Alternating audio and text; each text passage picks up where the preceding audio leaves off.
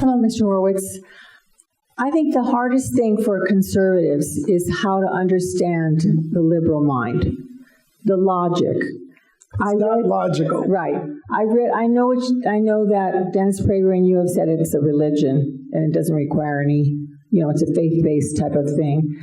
And I read Evan Sayak's book on the liberal mind, which helped explain some of it.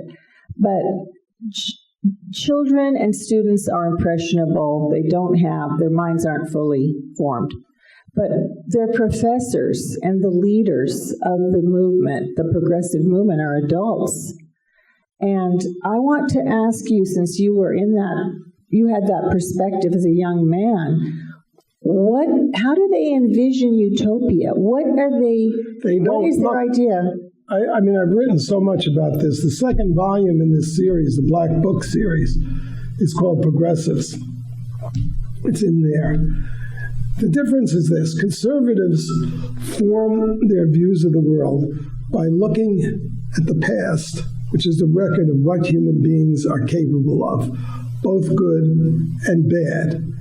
And if you read about the founding of this country, that's what they did. They studied societies, and they thought democracy was a really bad system, but it was better than the others, and on practical grounds.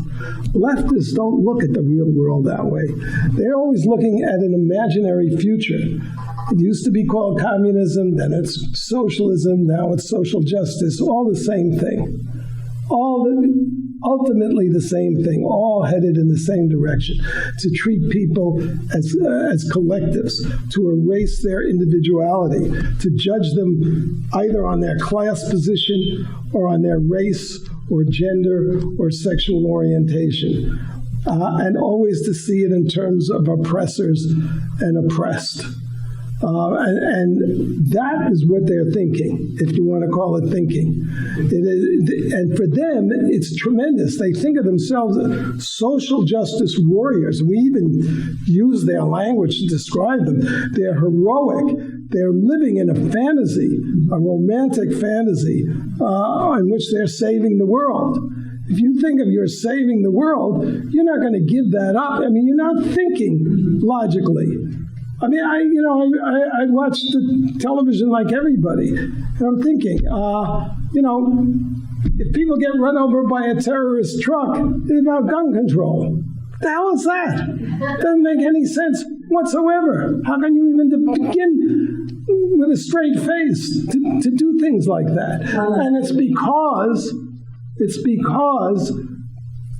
the elimination of guns, which is what their agenda is part of creating this world where we all get along.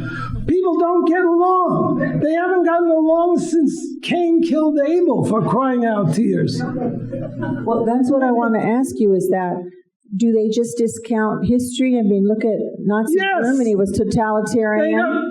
They think they're smarter than everybody else and everybody who existed before them. Look, the Bolsheviks, Lenin, Trotsky, these were very, very smart people. Michael Moore,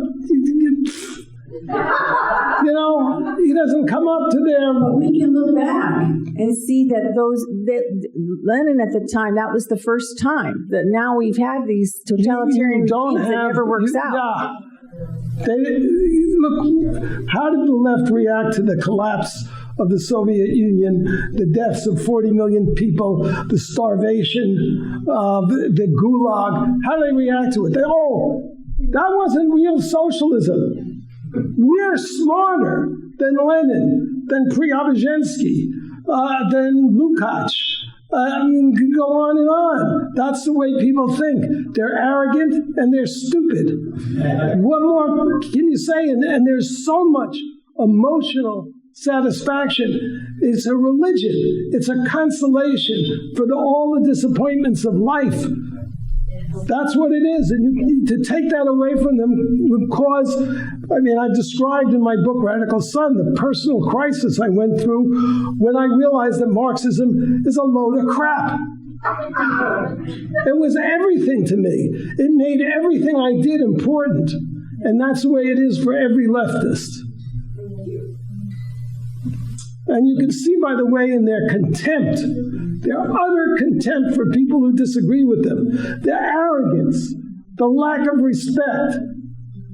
It's astounding. You see it every day on television. You see idiots like Joy-Ann Reid or Lawrence O'Donnell, pathological liar in the case of O'Donnell, but just a moron in the case of Joy-Ann Reid.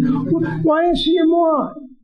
Because she can't, there's no empathy there. There's no respect for people who disagree with her.